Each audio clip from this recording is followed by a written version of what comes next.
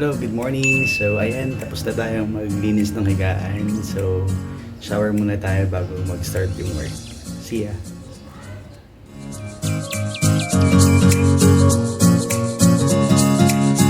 So, ayan guys, tapos na tayong maligo bago mag-start ng trabaho.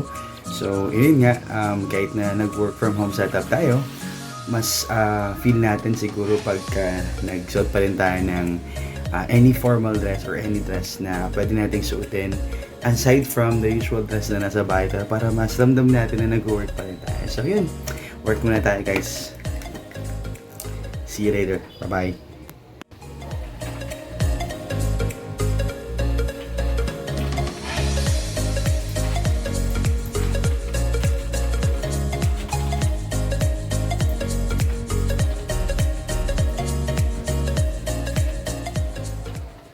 A few moments later.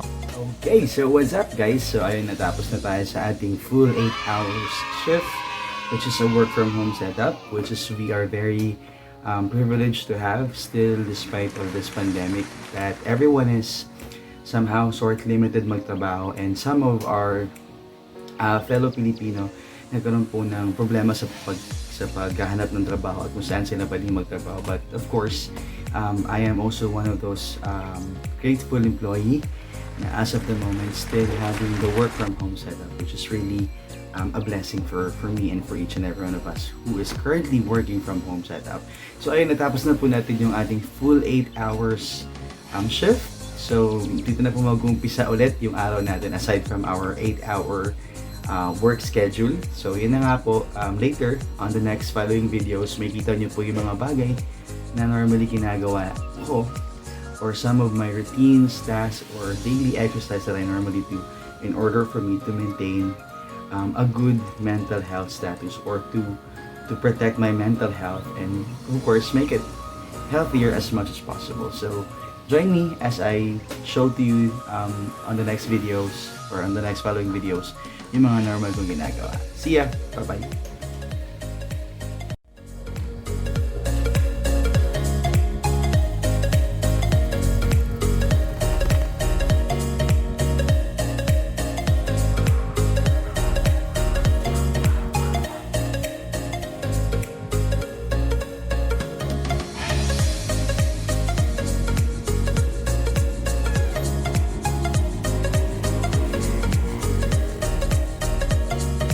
So, biking, isa sa mga pinagkabalahan ng mga tao this pandemic. So, as we all know, this kind of activity helps us physically but also mentally. And as we promote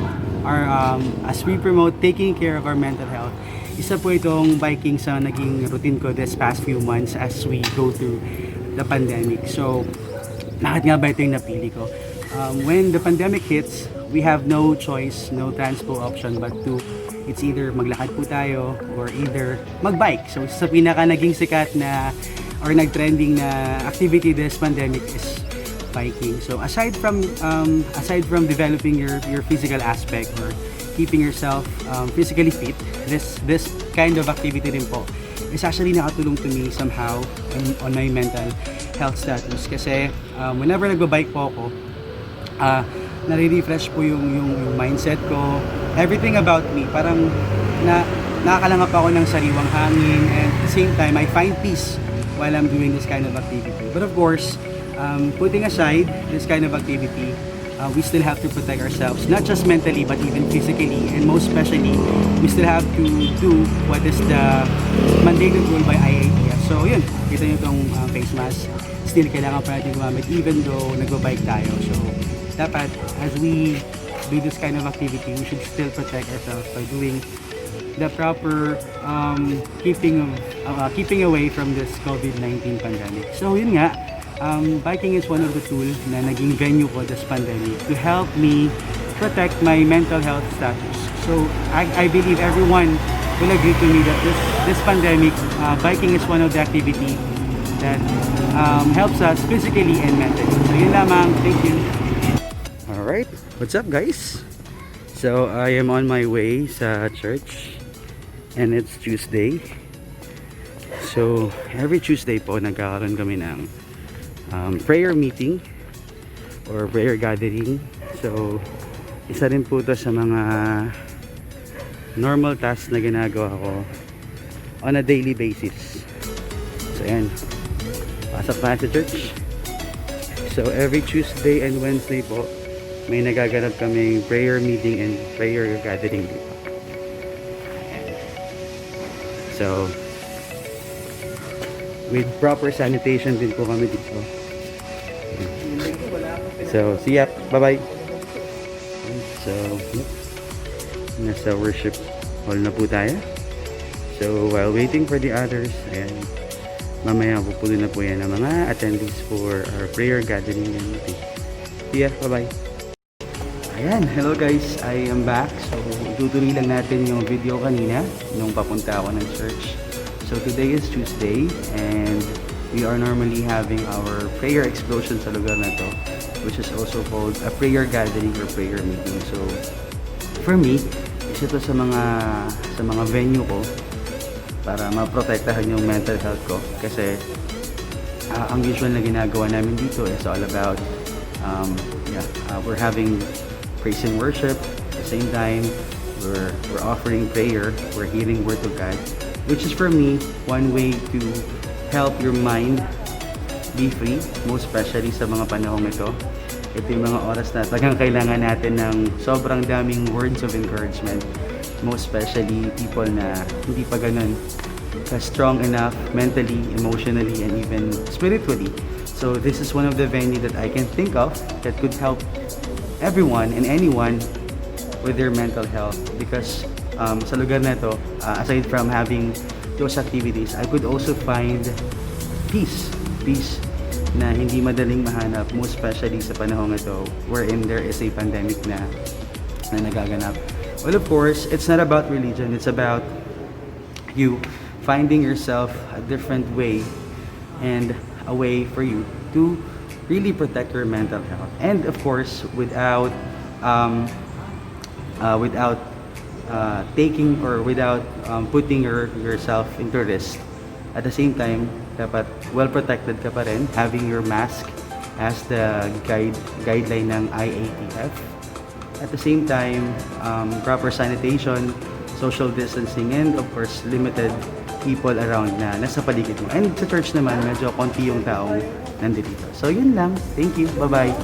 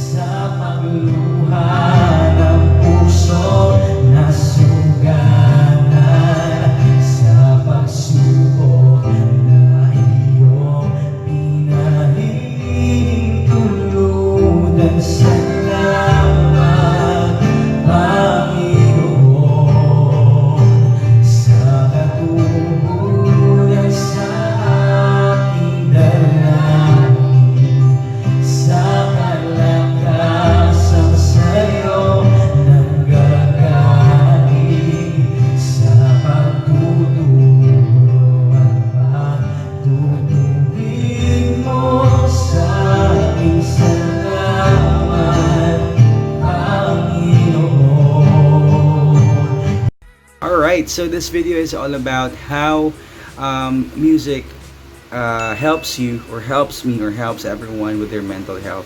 So, isa po sa mga pinaka-hilig ng mga Pilipino, tayong mga Pilipino, is karaoke. So, on this video, later you will see some partial clip of some of my karaoke sessions. So, sana wag kayong, wag kayong matawa or wag kayong maasar sa akin. So, sabi dito, it has been generally accepted that both listening to and creating music can have various positive effects on mood and mental health. Incorporating music into your everyday life can help you to elevate your mood and motivation, which is correct. Tama naman po yun. Bago ito ng perspektibo mo sa buhay. And it's an aid relaxation. Gamot daw po ito sa mga iniisip natin na mga trials, mga situation or anumang stress na meron tayong dinadaanan. Music is one of the powerful tool that I know that I am also using whenever I feel my mental health is very weak. And last is it increase the efficiency of your brain processing. Alam nyo ba na sa pamamagitan ng pagkanta, karaoke man, or sa stage ka man, or somewhere, whatever platform that you have when it comes to music, ako po, personal experience ko po talaga na ang dami ko talagang natutunan academically, socially, ano ba, physically, and many more. And most especially my mental health. It really helps me. Most especially ngayong pandemya na wala tayong ibang pwedeng gawin ng mga nagdaang buwan is magstay lang sa loob ng bahay. But because of music, it really changed everything. It really changed everything for me and to everyone that I know the most. So sabi rin po dito, there was a time na ito nga, I'll just try to read some of a powerful testimony. A personal perspective. A young person shares why she finds music so powerful. Sabi niya dito, it's indescribable how listening to a song can change everything. Which is correct. Sabi ko nga kanina, socially, nagbago yung buhay ko konti this pandemic because of music. I will not be able to give much details, but when it comes to finances din, sa totoo lang nagkaroon po ng impact yung music. But of course, it really helps me a lot on my mental side. Next is, sabi niya dito, it's said that a powerful enough song can even change your life. Totoo po yan. Mentally, ako po yung taong madaling magpanic when it comes to process and when it comes to tasks given to me. But there were times that when I keep on listening or when I hear songs na hindi naman related na sa situation ko, but because of the melody, because of the beat, because of the tune, nagbago yung mood ko bigla, nagbago lahat. Ngayong pandemya nangyari nga yun na when this quarantine thing started nung March, when we don't really have nung unang mga buwan na hindi pa tayo nakakapagtrabaho, sabi ko, where can I how should I support my family, kasi syempre mga ilang linggo ding walang work. But while I am listening to music, I was able to find another venue to earn money or to earn something. It's not much, but I think it's still enough for me para magamit ko din on supporting whatever my needs and whatever my family is needing at that very moment. Ang sabi niya pa dito, music can even teach what humanity cannot always, like how to be human, how to live, how to feel, and how to love. Sobrang totoo yan. This pandemic, ang daming mga taong tinamaan ng iba't ibang klaseng mental problem, trauma, stress, anxiety, depression. But I believe that because of music, ang dami ring taong naiwasan na mag-commit na mga bagay na hindi tama because of the music. But of course, disclaimer lang po, there are also songs that sometimes helps you release or helps you with your mental aspect, but there are also songs that sometimes are not. So you have to be also careful listening to some of the musics that are not really related and may not help you emotionally, spiritually, and most especially mentally. And I'll just finish the testimony of this person that I just read. And I'd recommend to anyone that if things aren't going right and you don't know what to do, just turn up some good music and tune out for a few minutes before you attempt to figure everything out again. So tama nga, like what I said earlier, there was a time na this pandemic, I really don't know where to find or ano yung may means natin para makapag-provide tayo nung mga panahon na wala pang work from home setup, and then nagkakaroon pa ng problema sa mga internet. Because of music, it is one of the tools that I was able to use this pandemic, that I was able to really support what I may need that time, and even at the moment that as you see this video. So yun, and I am really recommending this tool which is music, to everyone who is right now experiencing any trouble in mind, any anxiety, any depression, or whatever it is mentally. Please do find the perfect music for you that will surely help you protect and take care of your mental health. That will be all, and please do follow me on my next video of this vlog. Bye!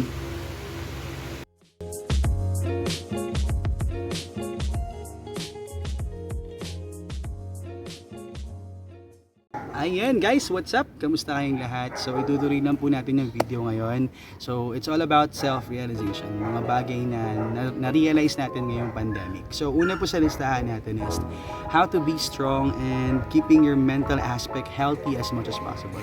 So hindi naman po lingid sa marami na this quarantine period, marami pong taong dumaan sa series of, sabi nila, anxiety and also depression.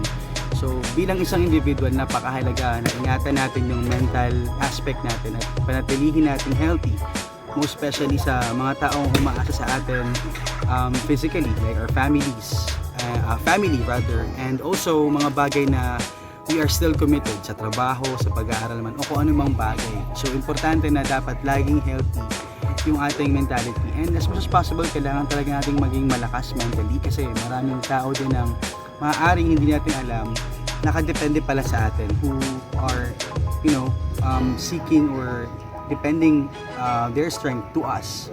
But of course, huwag din natin iset aside yung tulong ng Diyos sa buhay natin mentally. Pangalawa sa list na nakalagay po dito is time is very limited and very unpredictable. So nitong pandemic, sobrang na-realize kung pahalagahan talaga ng mas triple yung oras, at wag mag-take for granted, kasi hindi naman natin na-expect lahat na magkaroon ng napaka-laking pandemya.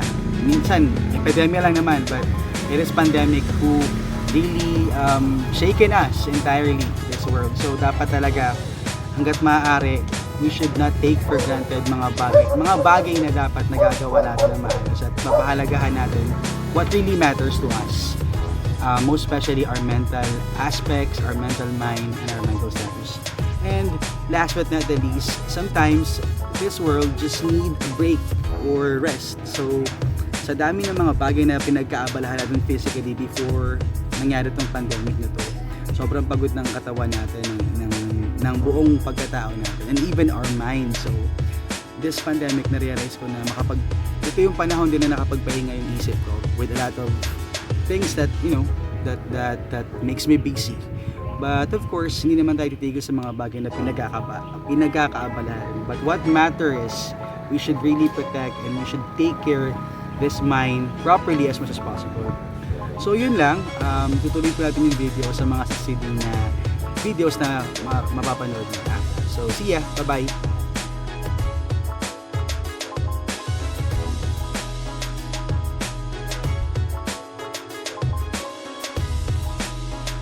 Ayan guys, what's up? So, continuation lang po ito ng mga succeeding videos kanina.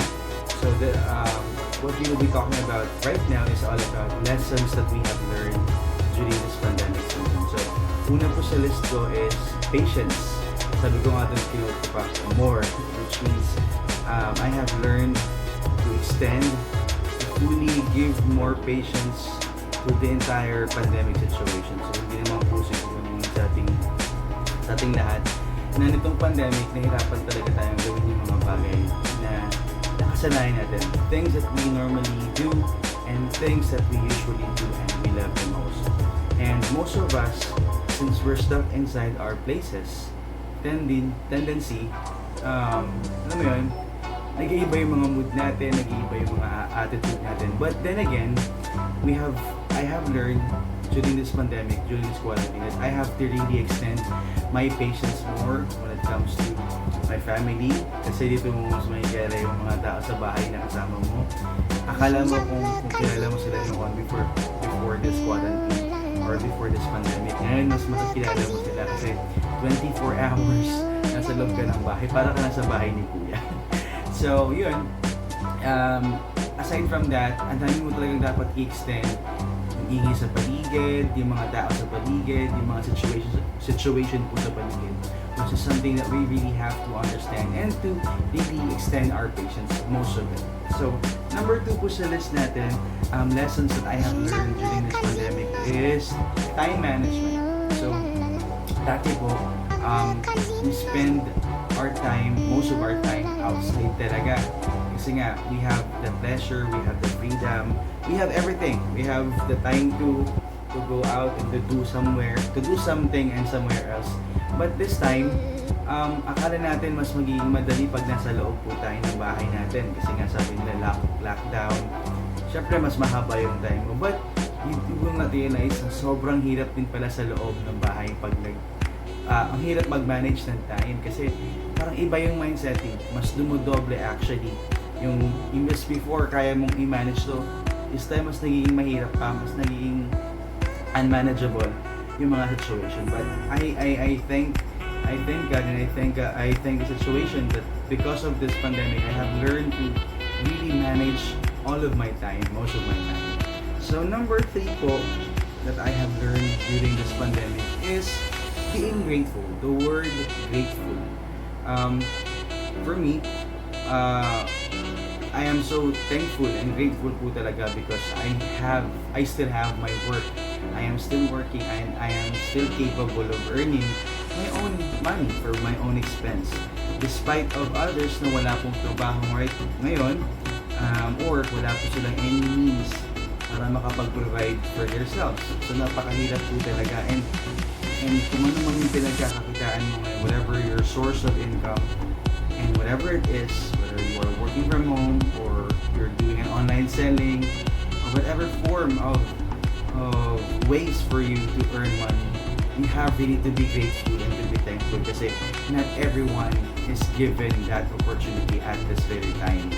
So last and not the least is don't take things for granted, most especially when we lost our freedom this pandemic. Freedom in a sense that even paglabas, even doing walking or jogging or biking, there was a time that it was restricted. So, kahit kakarampot na freedom lang about it, napakahirap. But of course, if you are able to do those things now, since the quarantine is a little bit lifted na, make sure that you won't take things for granted. Kasi, what if this will happen again? What if this situation will occur again? You will again lose that opportunity. So yun nga, and make sure that you do things that you are required and you are still capable of doing it while it's still capable for you to do such things.